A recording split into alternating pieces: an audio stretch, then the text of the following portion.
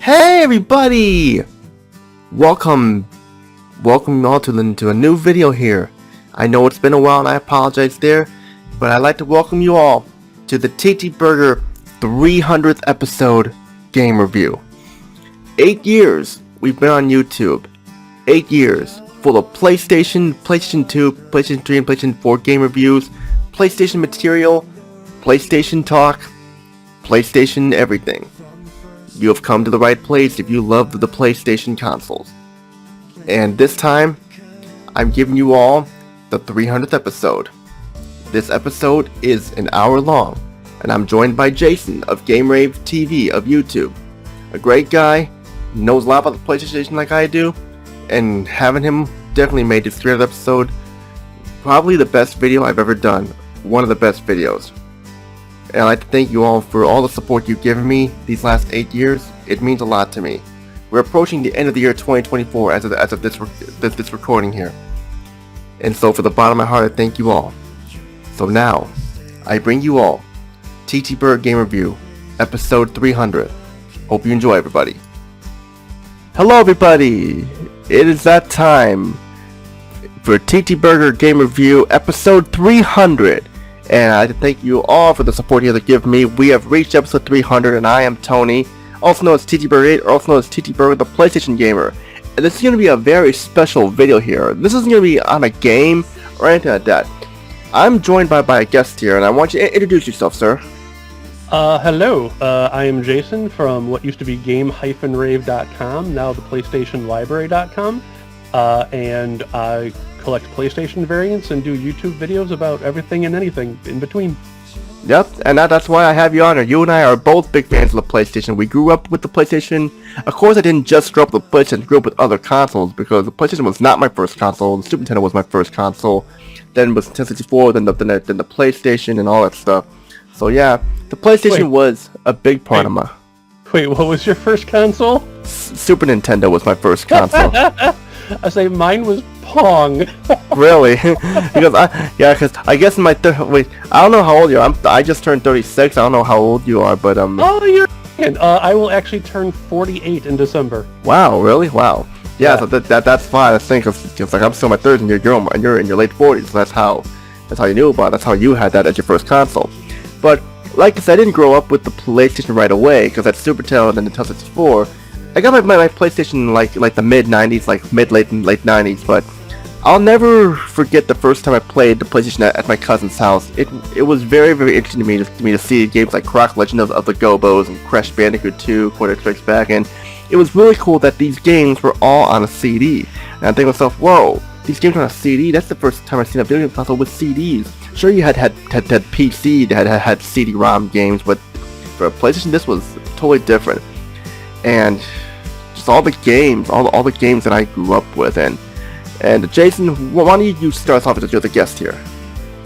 I was to say, if you're talking about like the first time you played a PlayStation, for me, when the PlayStation first came out in Japan in late '94, I was part of an anime club that met once a month, and one of the members, he was like, he had money to spend.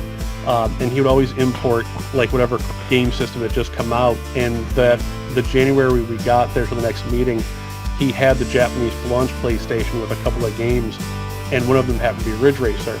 And I can't remember if I'd ever seen Ridge Racer in the arcade, but when he actually threw it into the system and started playing, I'm like, wow, that doesn't look too bad.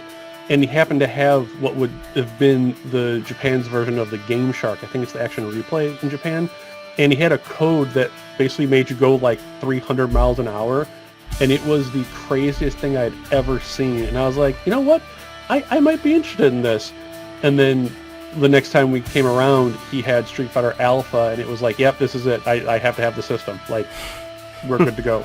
Oh, yeah, I know the feeling. Like, the first game I ever played was Croc Legend of the Gobos, but the first game we ever got was Tomb Raider 2 starring Lara Croft. And all we had was that game and a demo disc. And it was, my mom went out and bought us some more games. It was around the time we had this big ice storm where like we were off school for a whole week because like a big ice storm. The snowstorm was all cold and frozen.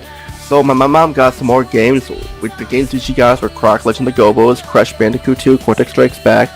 She also got Frogger, he's back, and Air Combat. And we got more games as time went on. Then we got that game called Rascal, and we got Riven Steel with the Mist from my dad. And the library started building up more and more and more. Like, I don't remember the order I got a lot of these games in, but a lot of these games I did grow up with.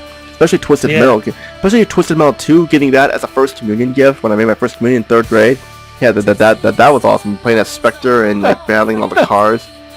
And sorry, I was raised Catholic, and just hearing my reward for accepting God was a game where I kill people in cars. Well, that wasn't my only gift, Jason. Of course, I got a bunch of stuff, but the one game that wasn't. But it's funny. Yeah, I know. Yeah, cause like I got a bunch of stuff. Like I got a Bible, got some cool, like some religious statues and animals and stuff. You know, all that stuff. And I'm like, the thing that did question me at first about PlayStation were the greatest hits games. I never understood why they had greatest hits games at the time. You know, my original version of Air Combat was greatest hits, but then when I started learning about Long Box, I started collecting the Long Box games over time, and you know, Air Combat was one of them. So I was like, just never was my favorite video game company at the time. I had to get that, and you know.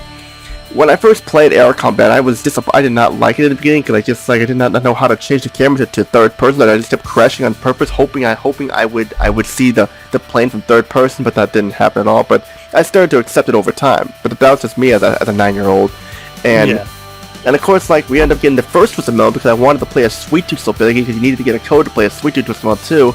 I didn't like how you had to do it, so I wanted Twisted Metal 1. I could play Sweet Tooth right at the start, which I'll admit, that's the main reason. I know it's weird to get a game just so you can play as a character you had to get a code to for the second game.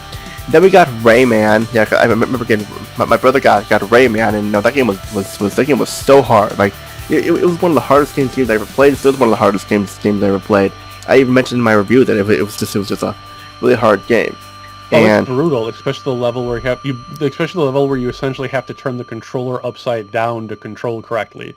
Like, it was absolutely ridiculous. I only got up to Bandaland, and after that, I just call it quits. So I got up to Bandaland, that was it. I just called it quits because it was just so hard. I mean, I don't like that. Don't admit I have to use cheat codes to beat that game. You know, I don't like it. It's like, you know, they made the game way too hard.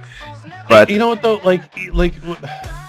I think if you use cheat codes to actually enjoy a game and not say to beat someone else unfairly, I think cheat codes are totally fine. I will use infinite health or infinite lives whenever I feel like it, if it helps me enjoy the game more. I will admit that for Starblade Alpha. I don't know if you ever played Starblade Alpha? You ever played that? Yeah. That's one of the rarest games, Long Box games out there, next to Psychic Detective, and I got that game for $80. Look at it now, it's like also for like way more than that. It's almost on par with like Rule of Rose, so. But like finding that game nowadays, like it is a pain in the neck. But, you know, like I had to use the if they continue use cheat when I first played the game because, you know, like it was tough. You know, like relations are meant to be hard, and but of course, if there was one game that I had that I fell in love with, it made me fall in love with this series, it was Tekken. Oh man, I'll never forget Tekken. Tekken was my go-to fighting game franchise on the PlayStation. That's still my favorite fighting game franchise, let alone one of my favorite video game franchises to this day. I loved everything about it. But the funny thing is, Jason, I didn't know that you could change the soundtrack or so. I used the remix soundtrack not knowing that I could switch to arcade. I thought, why was I not using this soundtrack the whole time? Yeah, that was actually it was a pretty big feature in games back then. But to be honest, I rarely swap between the two of them. I was just like, whatever they have set to the default, that's what they want me to listen to, so I'm good to go. I switched to arcade to make it as close to the arcade version as I can get. Nice. Well, who is your character in Tekken?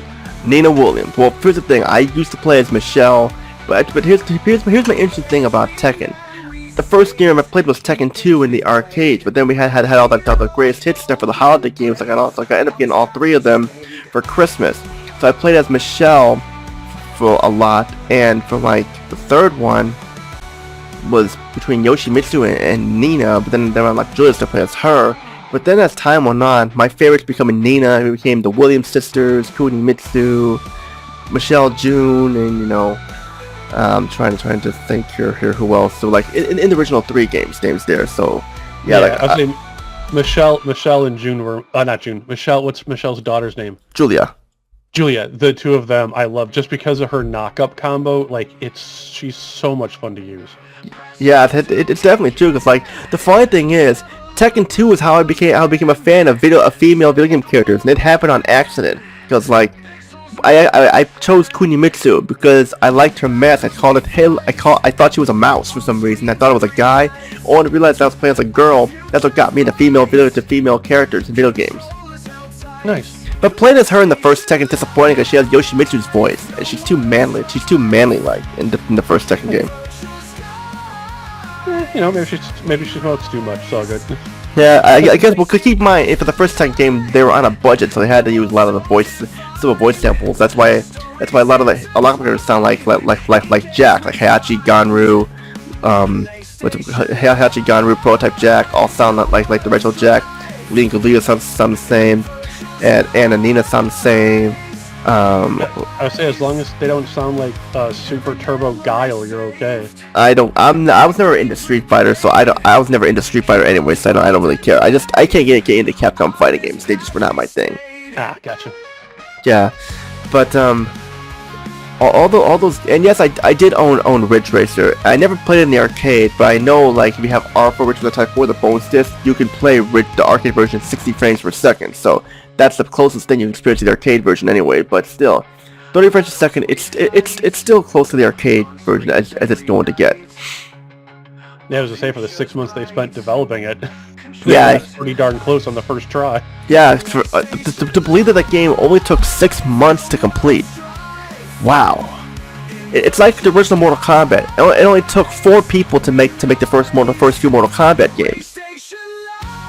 And speaking of Mortal Kombat 3 was on there too as a long box game, too. But Yes, it was. yeah, speaking of long boxes, you wanted to talk about this. I want to talk about it. Let's talk about the long box games. Like you and I are big fans of the long box games. I have 70 long box games total, and I'm not gonna name them all, but that's more than half of them. I'm not gonna. You're pretty close. Well, I did have some EA Sports ones, but I sold them because they were just NBA Live '96 with that. Those I'm not going to collect. Those games are not gonna be worth anything. But like I do like when I started collecting long box games, the first one I got was Tekken. But here's the interesting thing though. I did not know that they were multiple variations of the long box games until I got my second one, Primal Rage. And just like I thought, whoa, this is an interesting case. I thought why couldn't they just use these as the long box games? But I guess that wasn't the case of anything.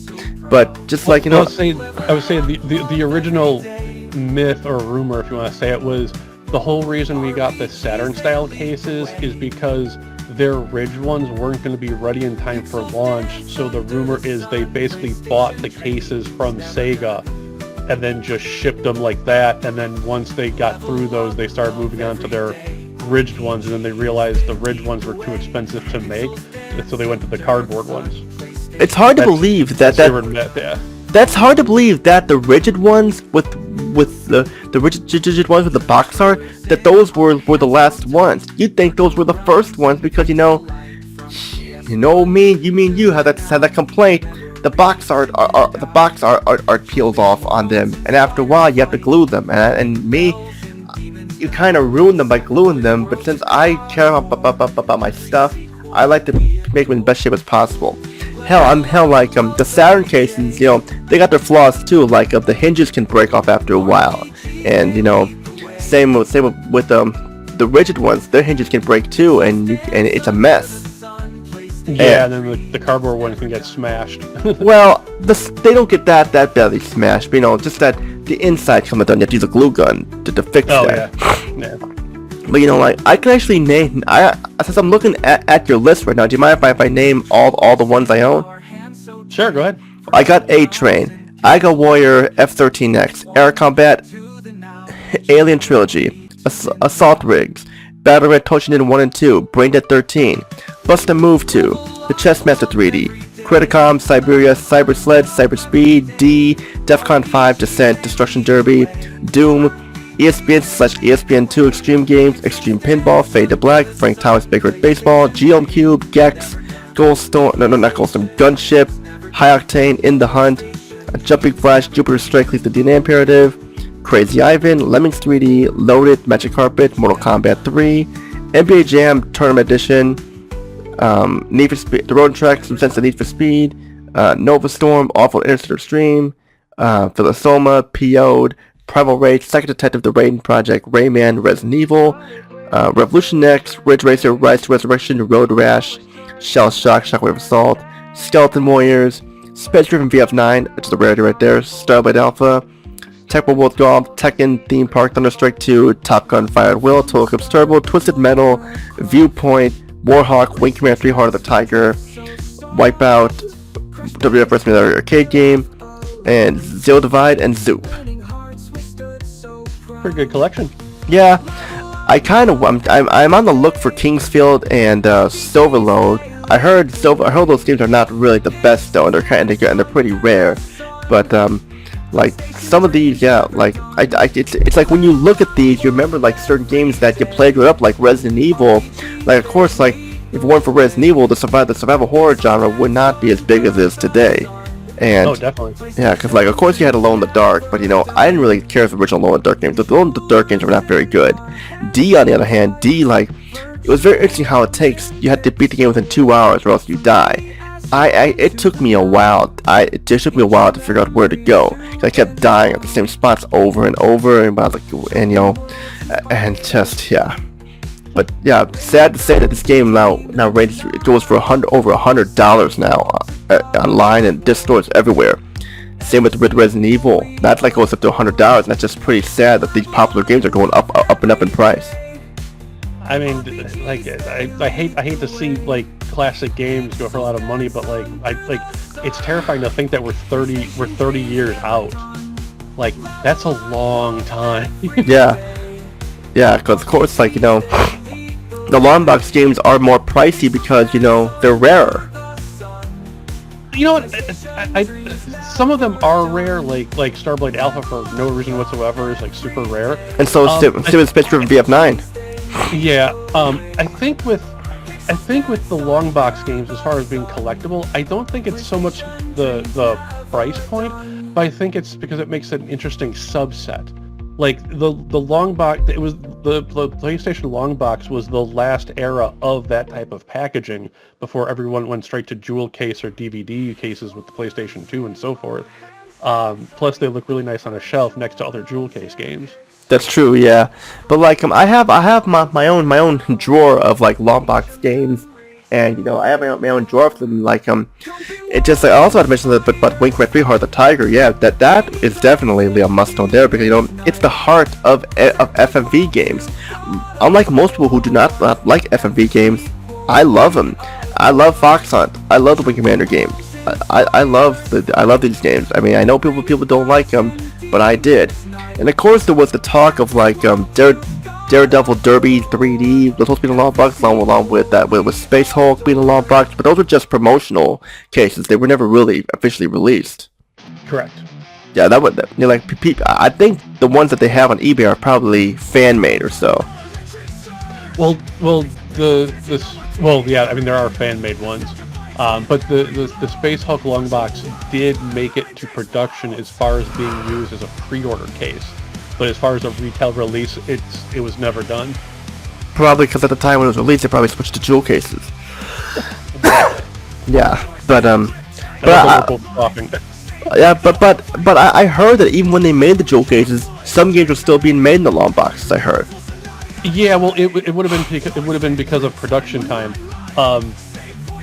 With the way Sony sent games to press, they often weren't like if you ordered, like one of the infamous things with D was that they ordered a set amount of games and Sony only shipped them like the first, I think it was 40,000 of 100,000.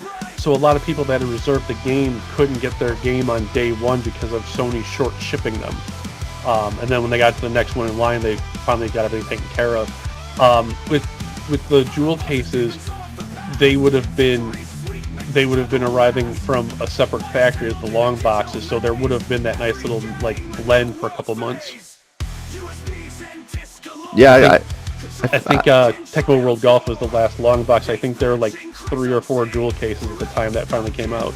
yeah, that makes sense there, because like some of these games are only in a long box, like A Train, and like I try to think of other ones that are there, like Brain 13. That's only those they name a few. Chessmaster 3D, NBA Jam Tournament. No, just 3D's got a jewel case. Oh no, I'm sorry. I'm trying to.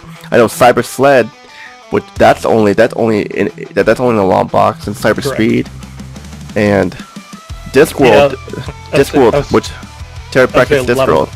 Yeah, a lot of the long boxes, like a lot of the long box games were either experimental or like, let's see what sticks, and if they didn't stick, they weren't going to bother reprinting them. Yeah, that's true, because if the games didn't sell well, they weren't going to re-release them. But it was surprised that NBA Jam Tournament Edition did not get a jewel case release. That game was actually a lot of fun. That was on multiple consoles, along with Mortal Kombat 3. That's why I'm surprised that game did not get a jewel case release either. Yeah, with that one, it could have been a licensing issue with the with all the actors and so forth. You had Mortal Kombat 3? The actors, not the actors, the athletes. Oh, yeah. Same with Mortal Kombat 3 as well. That got the jewel case though. Oh, it did? Oh yeah, it did. The jewel case is one of the rarest jewel case variants out there. Oh, let me guess. It's more expensive than the long box version? The last one, the last few that went on eBay, I think were between $700 to $1,000 each. How is it that? Whoa! I'm glad I got the long box version, and that's for sure. Yeah, the long box is far cheaper. Yeah. Lot cheaper. Yeah, because at the time I didn't even want to get Mortal Kombat 3. I had Mortal Kombat Trilogy, but I thought, I want to experience how this was, and I'm glad I did. It was right to have it and stuff. It's like when it came to like the rigid cases, Warhawk was the first rigid case I got was Twisted Metal, and boy oh boy, that one was in bad shape. It was like I had to glue that thing like non-stop. Just happened to find a better copy somewhere else. But Warhawk was the one that came in excellent shape. Like I was like, oh cool, I'm getting this. I already had the Joker. Like, oh cool, I'm getting this. Sorry guys. Yeah, it's like because like here's the thing with some of the rigid games. If the box is in not the best shape and I see another one, I'll buy it because I care about my stuff. But here's the thing, I won't get 2 variants of the same game. Like for example, I did have the Saren version, the chip size case for Tekken. Then I found the cardboard one. I swapped. I sold it. I wanted the cardboard one. But better to add more because I felt like I had too many of the Saren-like cases. Like with Gex, I got that as a birthday gift from a good friend of mine for my 10th birthday. But then I happened to find the long box version, so I decided to get that one instead. Yeah, it's like you gotta do you, man. Like with I don't think I've ever like outside of the PlayStation stuff. I don't think I've ever intentionally swapped out a version of a game. I was like, technically Mass Effect, but that was only because I wanted all the variants. Yeah, I know what you mean there, because I was just a sucker for these. I was a sucker for these cases. There's like the total of like 102 of them, and my goal was to get all of them. But I don't think I need to get all of them. I don't really need all these sport games, especially those Sony like NBA Shootout stuff. I've played those games before at my cousin's house. They were boring. They were so boring. But yeah, I'm not big on sports either. But like I've been slowly like appreciating them. Like Bases Loaded was the first baseball game where I actually finally understood like what it meant to like manage a baseball team. Like as far as like swapping out I keep saying characters. Players, athletes, players, and like managing the pitching roster and so forth. And like for a sports game to do that to me, like that's pretty impressive. Now the game was hilariously bad, but it was really interesting to like actually finally understand managing a team and everything. Yeah, the funny thing is that a lot of these games in the long boxes, they were actually lead ports of 3DO games. Oh yeah, there's quite a few of them. Like Off-Road Interceptor, Road Rash. Road Rash. Why am I drawing a blank on this? Turbo Eclipse Turbo. Total Eclipse Turbo. Yeah. And I keep saying Turbo. Yeah, yeah. There was also Gex. Gex was one of them. Shockwave Assault. But for some reason, the PS1 version they didn't have a sky in that one, but whatever. And Wing Commander 3 was one of those, but I don't know. I thought they came out around the same time. The PlayStation 3DO were out. So yeah, like a lot, like of course Psychic Detective. Wasn't Psychic Detective a 3DO game? I can't remember. Yeah, it was. Yeah, so there, and PO'd there was also PO'd. Yep. Need for Speed, which some of these games were actually different from their 3DO counterparts. I know Brain Dead 13 was on there too. And that got a Saturn release as well. Yep. And I don't know if D was on there, but I think D was on the 3DO. Yes. Oh, it was a 2-disc version as well as Saturn. Yeah. Wait, I think the PS1 version was 3 discs, right? Yes. Yeah, I figured. It's because the video quality was better. They needed more space. Yeah. I don't know if Fade to Black was on. Was Fade to Black a 3DO release? Do you remember? I think it was, but with different box art. Yeah, I think so. Yeah, I think so. So like, as you can see there, like I think it's good. You know, this made PlayStation more popular than 3DO. Oh yeah, well I mean it also didn't hurt that it had better 3D graphics and better sound and Namco under their wing doing everything. So. What do you mean better sound? I thought the CD quality was the same for both of them. CD quality can change based on the output, depending on encoding, etc., stuff like that. The original day one PlayStations apparently have a slightly better, I think it's a chip. You're talking about the big ones, right? The old gray brick-like ones. Yeah, like the literally like day one gray models apparently had like either a better lens in it or a better chip in it or something like that. That for some reason everyone swears up and down that it had like the best audio quality ever. I didn't really notice a difference, but yeah, I don't notice a difference. Like I've had friends that have sworn, that they can tell the difference. And I'm like, that's cool. It's all good.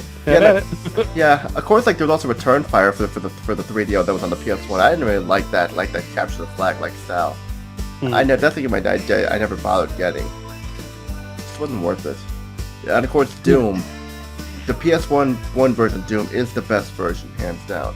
I know the music is different. I know AVGN was not a big fan of the music there, but I think the atmospheric tunes are better. They fit Doom better. Yeah, so I haven't played enough to offer an opinion on that, but it is super easy to just pick up a controller and jump into it. Yeah, I know Gunship was also on the 3DO. I know it's Gunship 2000, and then they just changed it to just Gunship here on the PlayStation. And yeah, there could be more here that I don't know that I'm forgetting about, but you get the gist there.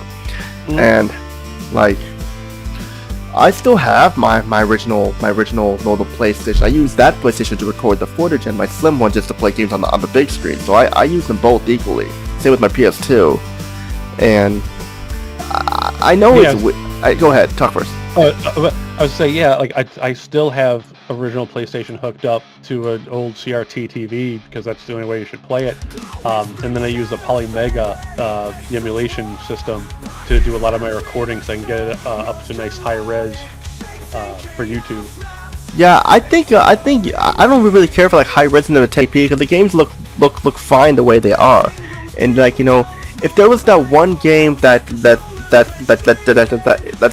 you couldn't get enough of, that you'd be obsessed with. For me, one of those games was Lammy.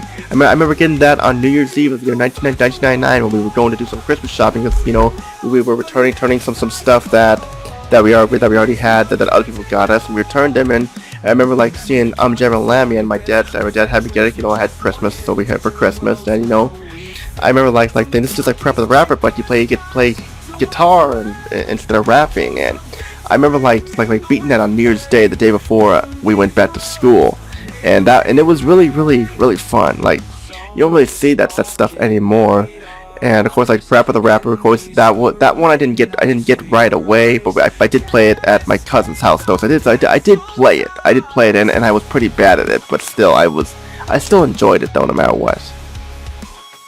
That's all that matters. Yeah, and of course there's also Jet Moto. Jet Moto was awesome. Even though I did not know how to play the game at the time, I kept falling off, and more falling off because of all that turning. It's a very, very tough game. But still, it is a very hard game. Oh my god, I hate that game. I don't hate the game, but you hate the difficulty.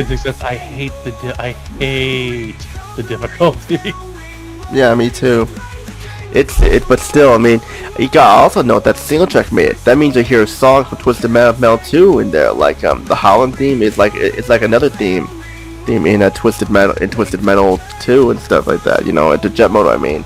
And cool. I always play as Team Mountain Dew, all female team. And of course there was Armor Core. Armor Core was actually one of the games on the demo disc that we got with our PlayStation, and that was pretty cool. Like playing all those games. Star Wars Master Terrace Kasi.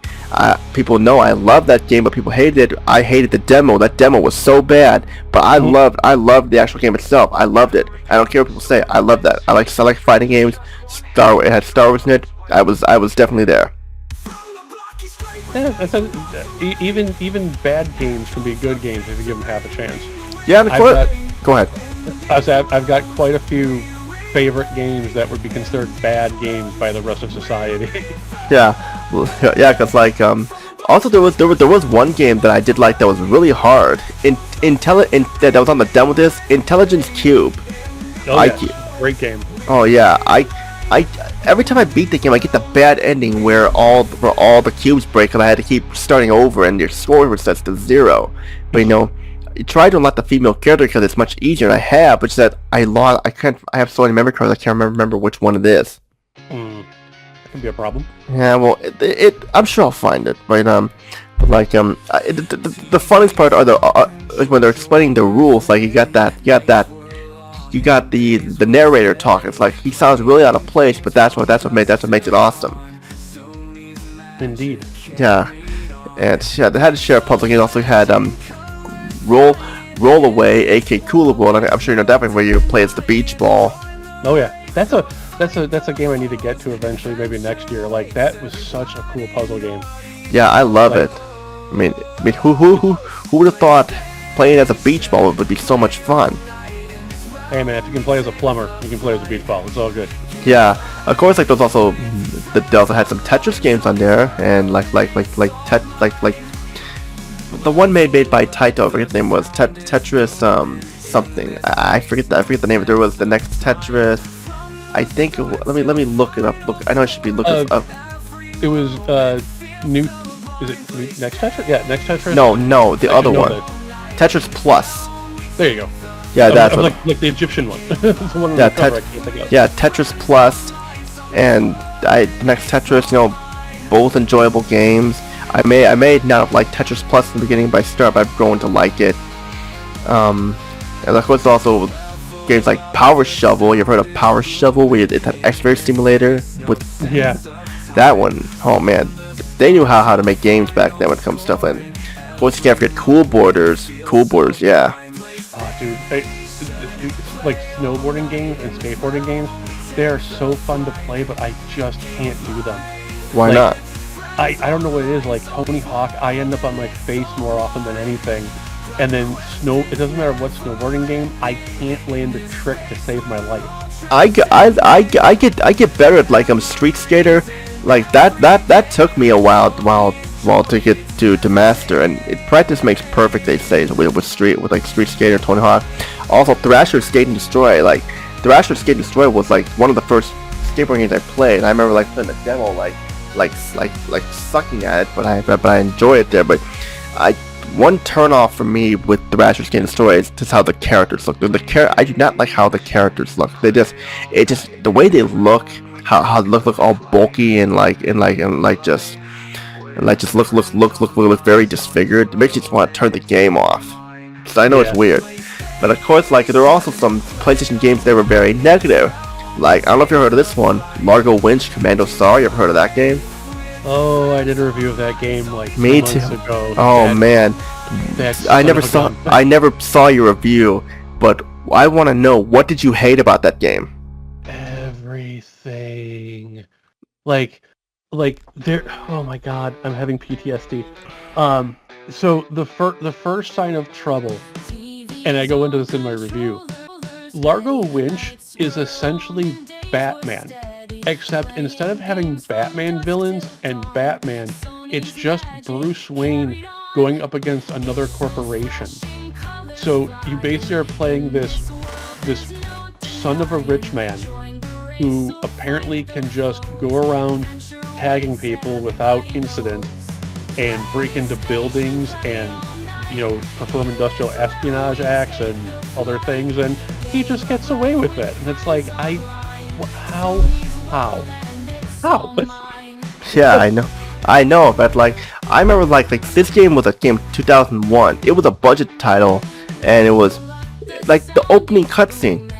Look, the cutscenes look so bad, and that news reporter. The shocking scene before you is a very dangerous situation. I can see now that Largo Winch and Tanya Kournikova are now being held hostage. God, if there was some major event going on that was going on news, remind me not to hire her if that was the case. Well, that's like one of the other problems. Is like the first level of the game, you're supposed to be rescuing the news reporter, and then you leave her behind. You do, like, you don't even like untie her. You're like, oh, I'll be right back. Let's get us out of here. And you just leave her behind, and then like 2 stages later, the game's like, oh, she's been recaptured. I'm like, yeah, because we didn't rescue her. You think I hate this? My least favorite level was level 2. Having to do having to just sneak by without getting detected by the cameras or the guard. And if you make one small move, if they see it just slightly, they catch you.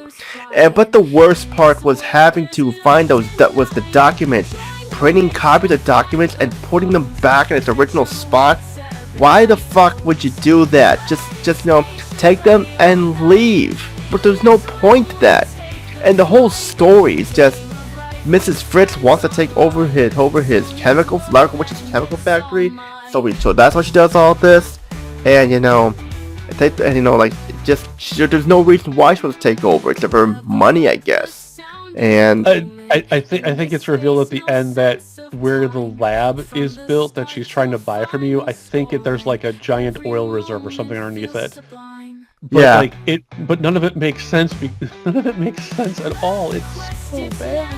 Yeah, and of course, like you had, also those in-game cutscenes, which is just like comic book slides, and Joy, and I forget the guy with the red shirt's name. I forget his name. I think it's Ethan or something. I don't know, but Stuff like that, or like the fact that he's this billionaire kid, and he can't figure out like a radar watch like James Bond or Batman. You have to like swap between the radar and your hands to fight. It's like, yeah, and even when you punch the enemies, it only stuns them for a little while, and then when you run away from them, go to a different area, they just walk away. And of course, it's like you get a weapon, but why do you not get any ammunition? Yeah, and there's no ammunition to pick up anywhere. And you need them for the last level. And boy, oh boy, that ending is one of the worst endings I've ever seen. And also the subtitles are crap. They go by way too fast, and the lip syncing is always out of sync. And the way the characters look, I know Lark Witch was based on a TV show that we never got in the States, but I'm sure they could have done a better job. They could have tried to do a better job with this. Well, I mean, it was technically a budget TV show, so I'm sure they weren't willing to spend a ton of money on the video game. Yeah, I know that's true. And of course, you had also games like Martian Gothic Unification. That one wasn't very good either. I don't know if you ever played that one. It's a survival horror game on Mars. Yeah, that one I haven't played yet, but I've heard stories. It's not very good. I got a lot of hate on my original review for some reason. I don't know why, but but when I redo the review, I will go in better explanation on why I didn't like it. And Of course, like there was Bubsy 3D. Of course, you can't talk about Bubsy 3D. Bubsy 3D, I think, has a saving grace. Like the control is really bad. The graphics aren't bad if you look at it like from a Mario 64 perspective, where it's just the ground shading and not really the textures. But his jumping mechanic is just so bad. I know. I hate that jumping mechanic where how the camera ducks down each time. And absolutely ridiculous. And of course, we also had that awful Hulk game, The Incredible Hulk: The Pantheon Saga. That was one of the worst games I ever played on the PlayStation. It wasn't the worst one, but still, it was pretty bad. That's what they get. That's how they play the Hulk. That's what they do to the Hulk. Hulk himself really didn't get any truly good games. Yeah, I did. Ultimate Destruction. Well, that's on the PS2 and Xbox and GameCube. I was gonna say he didn't get any really good games until the PlayStation 2 era, when they were allowed to get more 3D. Well, the movie-based version, the movie-based game on Hulk was okay, but those stealth missions what killed it. And of course, like Metal Gear Solid, like I remember thinking Metal Gear Solid was a mech game. It had the word Metal Gear, and I thought it was a robot game, but I was wrong there. Well, I mean, there is a robot in it. You just have to kill it with your bare hands. That's all. Yeah, I mean, like Metal Gear Solid really took advantage of the PlayStation's hardware. It was not at the time we were able to get those fantastic-looking cutscenes like that. Like that was a very rare thing. It made you wish that more games were like that. Yeah, well, I mean, like, if you take your time and you want to be a movie director in real life, you're gonna make your movie using what you have. And that was a video game. Although, like for some of the scenes, the camera stays still a little too long in some of the cinema and some of the scenes though. Like there are camera shots they have in the cutscenes that stay still for a little too long. Which I guess I can understand the PlayStation's power. I guess they did all they could. It might just be a direct angle. Like I've noticed that like it's hard to go back to old '80s movies that have longer cuts because we're so used to all the quick cutting in modern movies. Yeah, that's true there. And of course, like there was also Silent Hill, which definitely made a name for itself. A lot of Dino Crisis, and Parasite Eve 2. Like I love the Parasite Eve games. I love them very much. I love Fear Effect and Fear Effect 2, Retro Helix. So all these games here. And of course, you can't. There's Final Fantasy 7, 8, and 9. I didn't care for Tactics or Origins or Chronicles or Anthology. I didn't care for those because I don't really care for 2D RPGs. So just saying there, people. Yep. And like I have an idea. I said this gets posted on YouTube, doesn't it? Right. Yeah. All right. Let's have some fun with the viewers. Yeah. Let's do that. An idea. Let's do it. We're gonna go to the Long Box page. Okay. All right. We're gonna play the alphabet game, and how this is gonna work is I will read off all the games in a specific letter, and you have to pick one game and one game only that you would play from that letter. And then I'll explain which one I want, and then your viewers can play along in the comments section. We'll see how it goes. Yeah, definitely. We'll think out for timestamps, right? Yeah.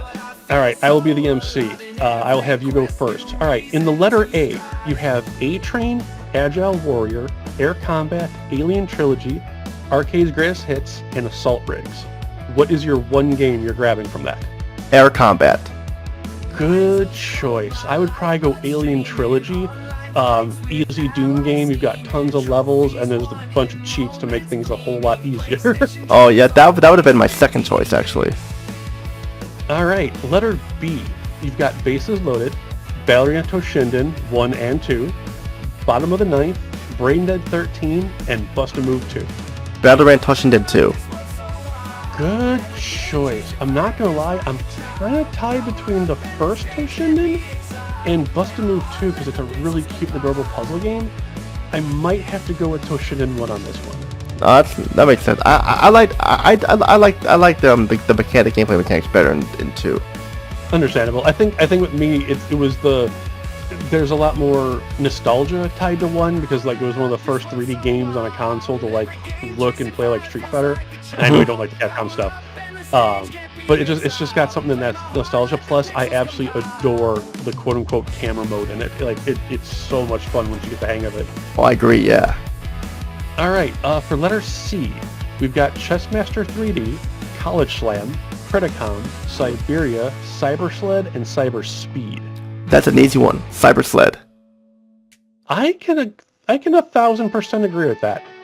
Cyberspeed was okay, but Cybersled is just that arcade, easy jump into, just pew the other guy, and you're good to go. All right, this might be the first hard choice of the evening. For the letter D, you've got D, Darkstalkers, Defcon 5, Descent, Destruction Derby, Discworld, and Doom. Well, for me, it would be between D, Descent, Destruction Derby, and Doom. But I'd need to, if you were to narrow it down, it would be between D and Doom. I would have to go D because, it was an innovative thing for its time on the PlayStation. Yeah, mine would be between D, Darkstalkers, and Doom. And I think because I already picked Alien Trilogy, it'd have to be between Darkstalkers and D. I've played D probably like 15 times at this point, and I still absolutely adore that game. Normally, I would have picked Darkstalkers because it's a Street Fighter game, but the PlayStation version was so hard. Hard how? When Psygnosis reprogrammed it for the PlayStation, they made the artificial intelligence a little too good, and like unless you're playing on the default setting or lower, like they will perfect you every round. Like I remember when I first ran through it decades ago, I had to have a Game Shark to survive. The end boss fight was just ridiculous. Wow, yeah, no kidding. Yeah, so I'll probably go with D, just because D is so... the atmosphere of that game is just incredible. Like, it's so good. And that's one of the few games with a female protagonist who's a mute. Yeah. Alright, for the letter E, it's either ESPN Extreme Games or Extreme Pinball. Both games are fun, but let's do the pinball one because it's different. Extreme Pinball I gotta go with. Yeah, I will follow your lead. I'll go with pinball on that one. Mm-hmm. For F, we've got Fade to Black, FIFA Soccer, and then Frank Thomas Big Hurt Baseball. Easy, Fade to Black. While Frank Thomas Big Hurt Baseball would be in second place, just that the hit detection is not really the best. It kind of killed it a little bit. Yeah, I was waiting for. I can't remember if we were talking about this on audio or not. For those of you that never played Frank Thomas, imagine the old school NES game RBI Baseball, but with like photo graphics of like NBA Jam. It was interesting to look at, but like he mentioned already, the difficulty the hit detection is pretty off. Yeah. I would probably go Fade to Black, even though I haven't really played it. Yeah, it has weird controls, and it's not the best game, but I gotta go with that one. The best were the ones with the Fs. Yeah. All right. Letter G. We have GM Cube, Gex, Goldstorm, and Gunship. Well, I have GM Cube, Gex, and Gunship. 3 good games, but if I had to pick, it had to be Gex. Because, side scroller where you play as a gecko, and in like the mid-division with all those like TV worlds, I gotta go with that. Yeah, 100% agree. GM Cube was just too weird for me. Like it's really hard. Yeah, trying to play Tetris from like if you're looking down into the well is practically impossible. Like it's just I could never figure it out. Yeah. All right, letter H, Hardball 5, High Octane. Oh, that's it. Well, Hardball 5, I had the PC version. I thought it was okay, but I never played the PS1 version, so I can't really say that. So I gotta go with High Octane. I haven't really played Hardball. I've played High Octane, and it's rough. Yeah, so it is. I'd probably go baseball on that. A rough version of Rough Zero, F-Zero, I mean. All right, super easy one. In the Hunt or International Track and Field? In the Hunt, easy. I'm not big in those Konami sport games, so I gotta go with In the Hunt. And it's cool to have you play a submarine shoot 'em up. Yeah, 1,000%. If you guys have never played In the Hunt, but you have played Metal Slug is from the same developers that started out on In the Hunt. What's crazy is in the first stage of In the Hunt, there is a sunken ship that's split in half. In the first stage of the original Metal Slug, I think it's like right before you get to the waterfall. In the background, you'll see the back half of a ship that looks just like the one from In the Hunt. Really? I never played Metal Slug, so. Oh my god, they're so good. They're basically like Contra, but like to a ridiculous scale. Like it's the animations is ridiculous. You can jump into a tank and a camel in the second game, like, it's hilarious. Yeah, tell me about it. All right, letter J. Johnny Bazooka Tone, Jumping Flash, or Jupiter Strike? Well, Giant Bazooka Tone I never owned, but I did play it. Didn't really care for it. But between Jumping Flash and Jupiter Strike, I would have said Jupiter Strike, but Jupiter Strike has a lot of problems with it. But yeah, it's boring. It's very clunky. It's like Star Fox without the fox or the star. It's just this ship. So so the winner would have to be Jumping Flash. I got that one in the rigid case. I adore Jumping Flash. Like, the fact that they have not gone back to that series after 30 years is like one of the most heartbreaking mistakes Sony has ever made. I know, there was supposed to be a third one, but it never came through. Where are we at? Okay. We got Kalik the DNA Imperative, Kingsfield, or Crazy Ivan. Oh boy, it's a toughy one, the tough one here. I mean, Kalik the DNA Imperative and Crazy Ivan. Kingsfield, couldn't really get into that because I got lost a lot. But Kalik the DNA Imperative and Crazy Ivan. Oh boy, it's like comparing apples to oranges. I guess I gotta say Crazy Ivan because that game was actually easier to figure out and play.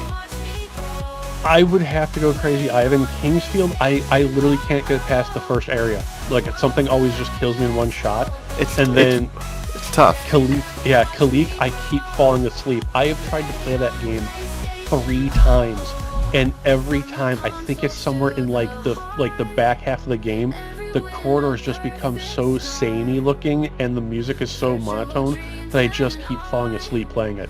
Tell me about it, yeah. So I gotta say Crazy Ivan for that one. At least Crazy Ivan had some fun factor to it, even though it wasn't the best. Yeah. The letter L, Lemmings 3D or Loaded? I have both games. Lemmings, I could not figure the game out for the life of me, so I'm going with Loaded.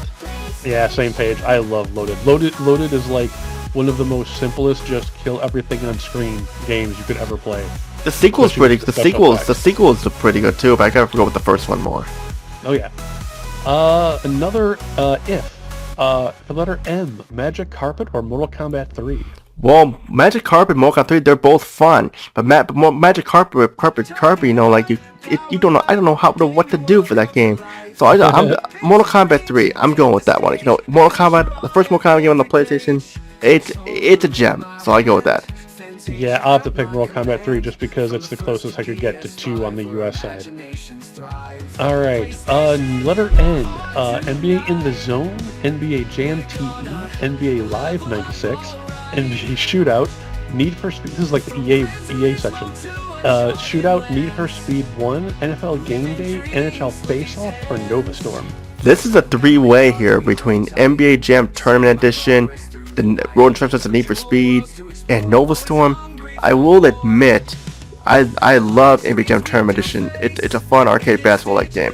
Nova Storm, it got boring, but so the Need for Speed, I had to go with that one because if it weren't for this game, we wouldn't have a popular franchise today. So I got to go with that one. Yeah, I think for me it would be between Need for Speed and NBA Jam. I think I'd have to go NBA Jam just because I cannot place first in Need for Speed to save my life. Like, I know. Even when you change the controls around. Yeah, it's so hard. I know. I reviewed that. It was really rough for me too. I didn't love it. It was rough. But I love the car showroom. All those interesting facts about the cars. I enjoyed that. It's like if there was a class about cars, you could learn a lot from this game. Alright, letter O is Take It or Leave It, Off-Road Interceptor. Yeah, of course, it's only O1. I didn't really like the game that much. It's like those cuts with the Mystery Science Theater 3000 cutscenes were just a waste of time. I just didn't really care for the game at all. So, Take It or Leave It, it's Off-Road. It's Extreme Interceptor. Yeah, I think I would take it for the Mystery Science Theater things, just because it's like one of the best, cringiest things to watch. Yeah, tell me about it, yeah. Alright, we'll give the folks at home a chance to flip their notebook over. Letter P, Panzer General, PGA Tour 96, Velocima, PO'd, Power Serve Tennis, Primal Rage, or Psychic Detective? Well, I can tell you this. Panzer General is definitely not going to be a must for me because I hate strategy games, and that's a strategy game there. PJ Tour 96, never cared for it to even play. Philosoma, shoot 'em up, it's fun. PO'd was interesting because you're a chef shooting alien butts with a frying pan, which I admit is fun. Power Surf Tennis 3D, it's just tennis, I guess, in 3D. Primal Rage is Mortal Kombat with dinosaurs, and you had the action figure line. Psychic Detective, that is a fun FMV game, but it's short and it's a lot of money these days. I probably would have to go between Primal Rage and Philosoma and PO'd. Primal Rage, because a fighting game like Mortal Kombat with dinosaurs, it's fun. It's definitely a lot of fun, especially when they made some changes to it made it more the arcade version. I'm going with Primal Rage. I was to say, I love playing the little spiky guy. I love playing the Soren, the main character, nice. Soren. Nice. For me, see, I'm not big into golf. Panzer General, like, I can enjoy strategy games. Like, I love Military Madness, and I love Advance Wars on the Game Boy Advance. But, like, for some reason, Panzer General was always too rough around the edges. Like, it didn't flow real well. And Power Surf Tennis was awful. Oh my god. So awful. What didn't you like about it? It's like, if you thought the hit detection in Frank Thomas is bad, it's almost impossible to hit the ball in Power Surf Tennis. Huh. No like, wonder it's so bad. No wonder the game is so expensive. What's funny is it's so bad. I think, is it the back of the box? It's either the back of the box or somewhere in the manual. If you look closely, it's literally the same screenshot, but just from 3 different camera angles. Really? Yeah, it's so funny. For me, this would probably have to be Philosoma, just because I'm a sucker for a shooter. Yeah, well, you didn't mention about Psychic Detective or anything before you Psychic Detective, I never played, so I can't really comment on that. I tried golf and Primal Rage, like, it's fun, but like, at least within the letter P, I'd probably have to go with Philosoma. Understandable, yeah. Yeah. All right, now here comes the hard part. Yeah, the R's. The letter R. For those playing at home, be prepared to wince. You have to choose only one game, and from your list: Raiden Project, Rayman, Resident Evil, Return Fire, Revolution X, Bridge Racer, Rise to Resurrection, Road Rash, Romance of the Three Kingdoms. Well, oh boy, Raiden Project. I'm having heart palpitations just thinking about it. Oh, okay. A lot of these are good. The Raiden Project, yeah, it's a fun shoot 'em up arcade game. You get 2 games in 1. That's really cool. Rayman, fun game, but the game is so hard. It's so hard. Resident Evil, if it weren't for this game, it wouldn't have survival horror as it is today. Return Fire, didn't care for it because, it was basically capture the flag, and, I don't like that. Revolution X, Aerosmith, I already reviewed that. It was awful and short and awful. Ridge Racer, I love it. It's Namco, I love Namco there. It's racing and, arcade racing. Rise to Resurrection, basically Mortal Kombat with robots without that much fun. Road Rash, great game, I'll admit that much, but, great game. And Romance, the Three Kingdoms, King Kingdoms 4, Wildfire. I don't like strategy games, but if I had to narrow it down, it would be between Raiden Project, Rayman, Resident Evil, and Ridge Racer, and Road Rash. But to narrow it down even more, it'd be Raiden Project, Resident Evil, and Ridge Racer. Narrow it down more between Resident Evil and Ridge Racer, it would be Ridge Racer, because that was the first game we got released here in North America on the PlayStation, and if it weren't for this, I don't think Namco would be as big as today with the racing franchise or anything, or in general. Yeah, like, there are so many cornerstones in this list. Like, if you strip out Rayman, Resident Evil, Ridge Racer, we don't have like half the games we have now. Like, yeah. Resident Evil alone launched an entire library of the horror genre. Like, it's incredible. I am far too stupid to play Romance of the Three Kingdoms. What do you mean by that? The romance games are very, very, very technical. Hard? Yeah, so like in a game like Panzer General or like Advance Wars, you're essentially just paying attention to the units themselves. With Romance of the Three Kingdoms, you have to worry about finances and food sources and like winter and Like I have tried so hard. I think one day I was like, you know what? I'm gonna learn Romance of the Three Kingdoms, and I sat down, and an hour had passed, and I had not gotten out of the tutorial. Like I can't wrap my head around it. That's one reason why I don't like strategy games, and there'll be a full video about strategy games in the future on my channel. Yeah. So the problem here is that I am a 4 for Raiden Project and Ridge Racer. Like, I love Resident Evil, but I'm definitely more of like a just throw something in and play type game, and that's between Raiden and Ridge Racer. I have to go Ridge Racer.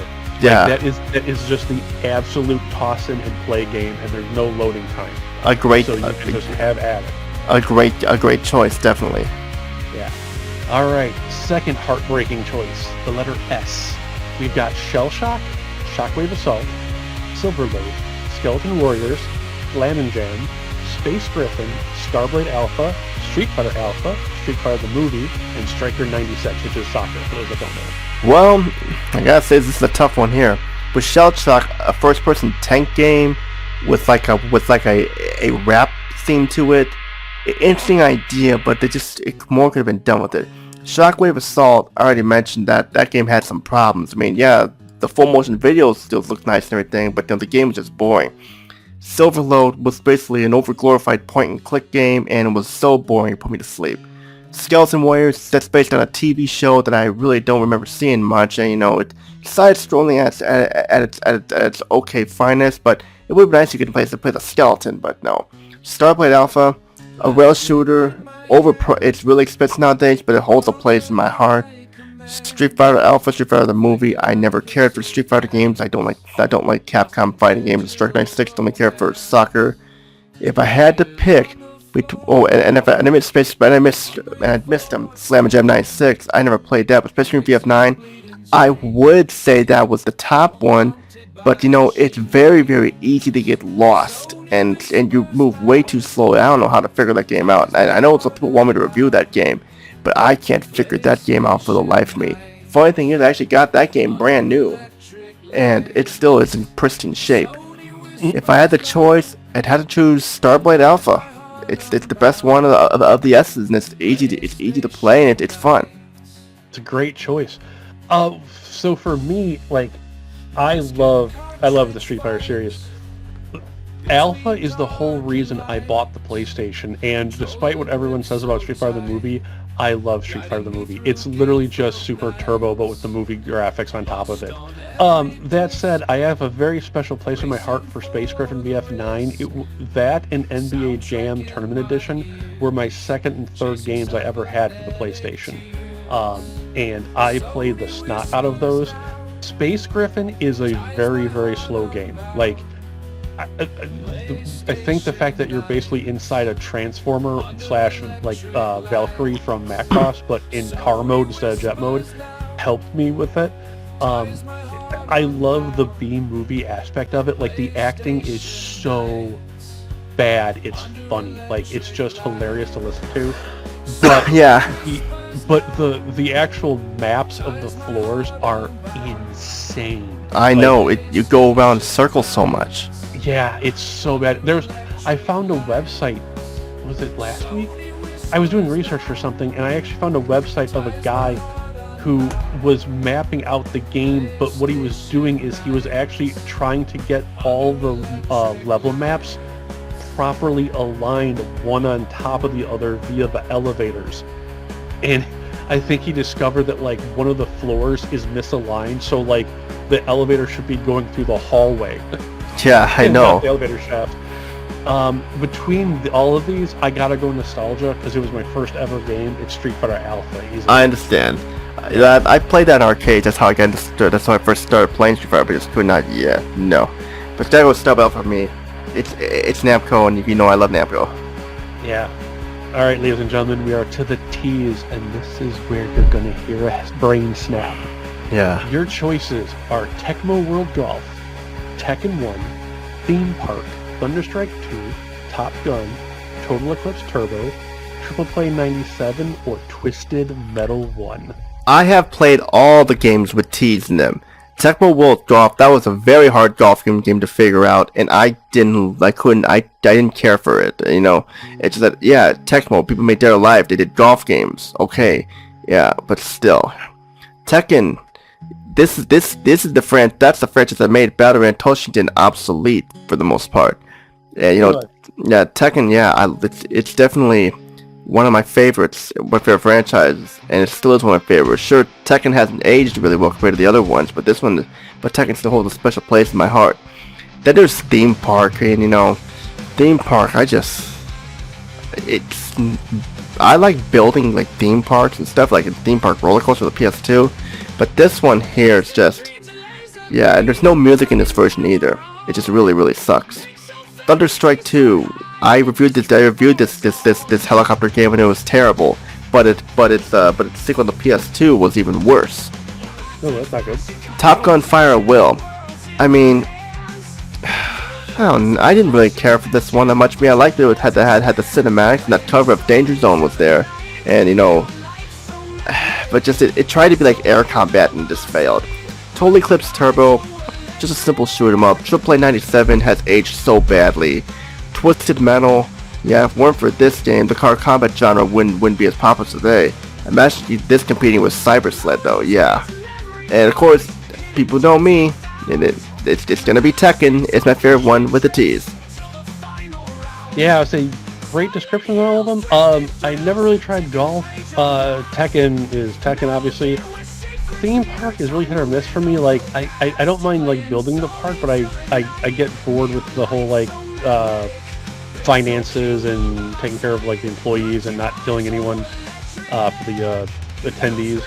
Thunderstrike 2 I never played. Top Gun I played a little bit. It's cheesy fun. Total Eclipse Turbo I played through. If it weren't for the fact that it's basically just the 3DO version, but like they couldn't figure out how to get the speed correct, it makes some of the maze sections just ridiculous. Trouble Play, I don't think I've played. And then Twisted Metal is obviously Twisted Metal. For these, I probably have to go Tekken. Yeah, gotta rep my girl, my Michelle. Yep, Nina for me. And it's always interesting when you're watching the demo. I don't know if this is a little saying thing, but I don't know if you know. It's like when you know, like when you just watch the opening movie, it's always, and then you go to the demo, it's always Paul versus Jack and all them stuff. You know what I'm talking about? Yeah. Like in the first set of the demos, Yoshimitsu always loses player 1 at the Fiji stage.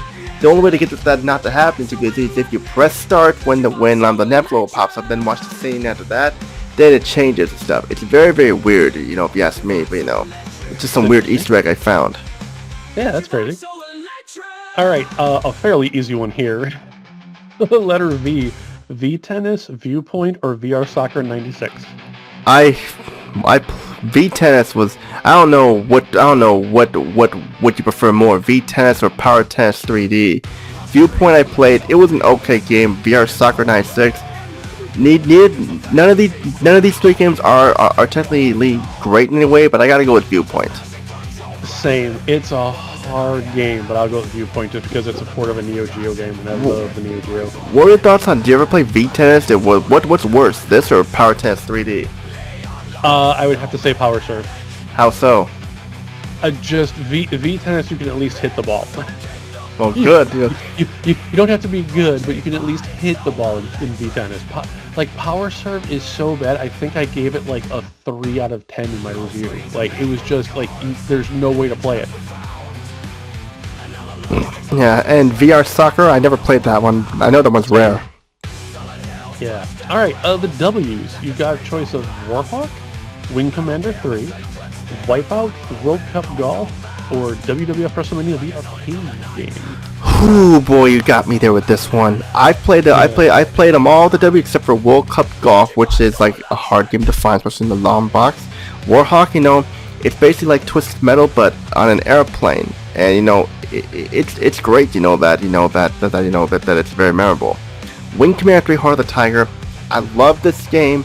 It's very F&B like, and it's got Mark Hamill as the main character, Colonel Christopher Blair, and that is a plus. You know, like it's actually one of the best F&B games that had really good acting. For me, Jason, if it weren't for this game, we wouldn't have Mass Effect. Mass Effect Wing Commander 3 was an inspiration for Mass Effect. You can't deny that. I was gonna mention that earlier. Yeah. It's basically you swap out morality choices for the that's not that. You basically swap out the gun to gun fighting for ship to ship warfare. And there's also dialogue options too you can choose. And for me, if you choose between the romance Flint or Rachel, I choose Rachel because she's the canon. She's the canon romance for Christopher Blair, and she's in Wing Commander Prophecy, the 5th game, where you don't play Christopher Blair, plays so much. And she's kind of a bitch, and she's kind of a bitch in that one. But still, I prefer. I remember my buddy of mine was telling me, choose Flint, and then I finally found out after that was Rachel who he mainly falls in love with. So that was man. Wipeout is simple. It's pretty much PlayStation's F-Zero. Nothing wrong with it there. World Cup Golf Professional Edition, I never played, but WrestleMania the arcade game, this one, it's a fun port, except there's no music in it, but still it's fun. But if I had to choose, it would be between the 4 of them, I probably would have to go with Wing Commander 3 Heart of the Tiger, because it's a fantastic FMV game. It's definitely a memorable one in the 90s. Yeah, as I say, this is one of the ones where I've actually played all of them, at least sampling it. Warhawk is phenomenal, especially just to this day I can still remember everyone freaking out about the missile trails. Wing Commander, I want to love Wing Commander more, but the controls in the flight sections can just be absolutely unnerving. Wipeout to this day is still one of the most impressive soundtracks ever. That game was so far ahead of its time when it came to music. It was just incredible. World Cup Golf is golf. WrestleMania the arcade game is fun, but it can be a little evil at times. Yeah, I would know. Probably have to go Wipeout just for the music. That's understandable, yeah. Yeah. For X is Take It or Leave It, XCOM? No way. I actually did own that, sold it. I am not into strategy games. It is so boring. If you want to cure for insomnia, this is your game. Yeah, I think for me it would be a leave. I've tried it, and it's one of those there are micromanagement games like Romance of the Three Kingdoms.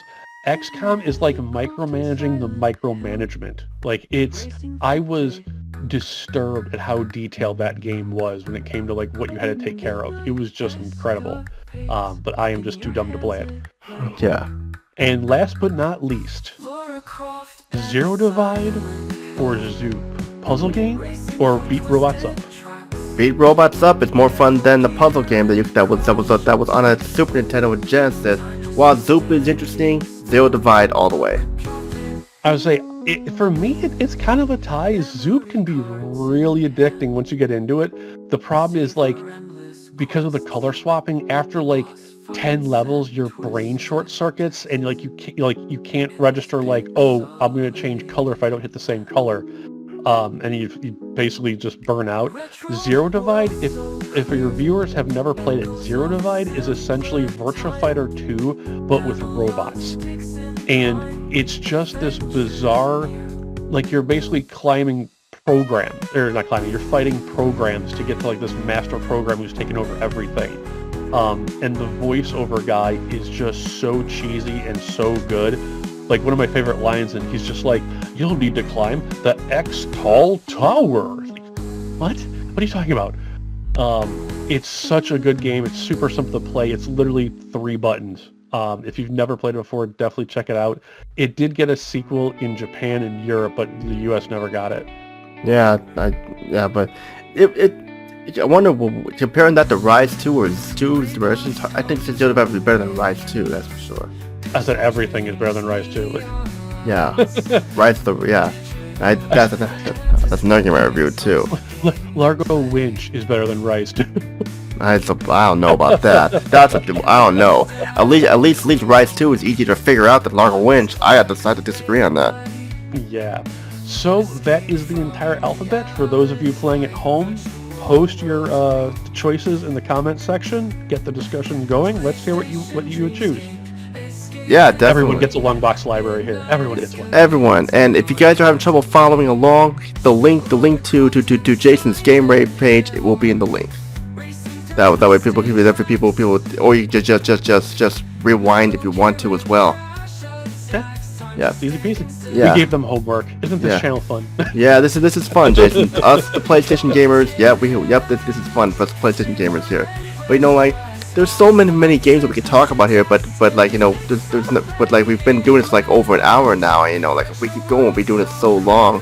I mean, but this was definitely fun, especially the game here and everything. But I think we should do more villages, like play games so that like compare a soundtrack like Resident Evil's DualShock soundtrack, so that do something like that. That'd be fun. But again, be careful with copyright, you know. But still, but like something like with Tekken, me and my friends used to play a game called What Tune Is Better with the first 3 games, and we'd always choose one's better. I'd always choose the arcade. My friends would it'd be a mix and match and stuff. My best friend, I call him JJ Brother 88. He would always say the arcade version was better. Then my friend the Man A9, it would always be a mix and match. And my other friend, my other best friend, JJ Jaguar 89, he wasn't the biggest fan of Tekken, though he never had to play it. But you know, like, I'm sure he's probably the same with the Man A9 and everything. Mm-hmm. Yeah, but you got anything else to say about PlayStation here? We talked about a lot, like our favorite games, the long box games. We played a game here for everybody, and it's the 300th episode here. Do you got anything else to say, Jason? With you celebrating your 300th episode, I am currently working on, I don't know if I'll get it done in time, but the PlayStation's 30th anniversary, depending on when this episode airs, is upcoming or was on December 4th, I believe. Of this year, it'll turn 30 years when it was released in Japan. I am hoping to have a video out by then that will be 30 reasons why it's the greatest game system of all time. Yeah, but like, it's just our opinion. If you guys like the Nintendo 64, hey, that's fine. Oh yeah. If you like the Sega Saturn more, then that's fine too. If you like the Xbox better, or the GameCube better, or this console better, so that, hey, it's your opinion, we respect it. Yeah, there's no gatekeeping here. You play what you love. You do it, definitely. And that's pretty much wraps up the TTBurger Game Review 300th episode. This wasn't really like a game. It was a talk about the PlayStation and having some fun here. I gotta thank Jason Jason from GameRaveTV here. He's a great guy, and definitely check out his channel. He's been gaming a lot longer than I have. And definitely check out his content if you want more PlayStation stuff. And I hope to do more videos with you in the future, Jason. Sounds fantastic. This was so much fun. But yeah, PlayStationLibrary.com or on YouTube, GameRaveTV, one word, no hyphen. That definitely, it's simple, like Madonna. Yes, yeah. Or simple like Martika or something, or Eminem. Ooh, good reference on Martika. Nice. Yeah, you know, like, yeah. Especially when I heard about her in Kids Incorporated, yeah. Great show with this. Fergie was on the show as well. Becca, please. Yeah, but that's off topic though. I just wanted to put it up there. But that's it for the 300th episode of TTBurger Game Reviews. There's more content coming. This channel is not stopping anytime soon. There's more coming. So be on the lookout for that, ladies and gentlemen. This is Tony and Jason. Peace out. Have a great day and happy gaming to you all. And thank you all for being for this channel for so long and being for Jason's channel for a long time too. Take care, everybody. You all have a wonderful day. So there you have it, ladies and gentlemen, TTBurger Game Review episode 300. I hope you enjoyed there. We covered a lot of material about the PlayStation, talked about the launch titles, the long box games, our favorite games, our least favorite games, and we played the game there too, little alphabet game for the PlayStation long box games. I hope you all enjoyed, and I hope you're all looking forward to what's coming up on the channel. This channel is big. We have over 1,000 subscribers. Let's keep rolling, people. This channel will be big. I thank you all from the bottom of my heart for everything you guys have done for me, all this love and support and care. It means a lot to me, and I thank you all from the bottom of my heart. With that being said, this wraps up TTBurger Game Review, episode 300. I'd like to thank Jason of GameRaveTV for being a special guest. Without him, I don't think this episode would be as great as it is here. So thank you, Jason, and thank you to all the subscribers who supported me. What will we cover next? We're coming to the end of the year, of the year 2024. I may have some surprises for that, or we may have some in 2025. You'll have to find out. That pretty much wraps things up here for this video. This is Tony. Peace out. Have a great day. And remember, everybody, keep gaming. Keep doing what you do. Whatever game console you have, enjoy it. I know I do. So thank you all. Stay tuned, there's more on the way. And thank you all for watching the TTBurger Game Review episode 300.